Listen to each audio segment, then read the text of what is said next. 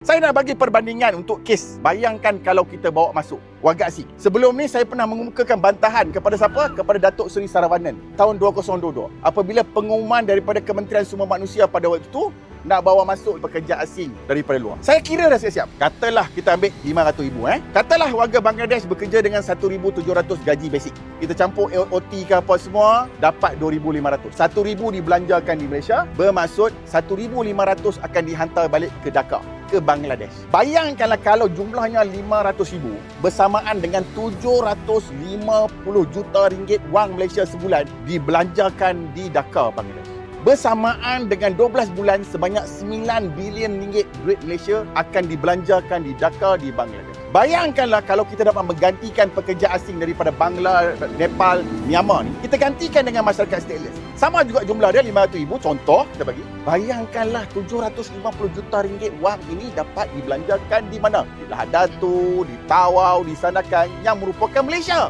Sebab itu saya katakan tidak efektif jika kita mengambil pekerja asing baru. Nombor satu, dia akan menyebabkan pengaliran wang tunai negara kita dibawa keluar, sekaligus menyebabkan ringgit kita akan jatuh. Sebab itu dasar perlu berubah, iaitu menggunakan masyarakat stateless yang sudah ada.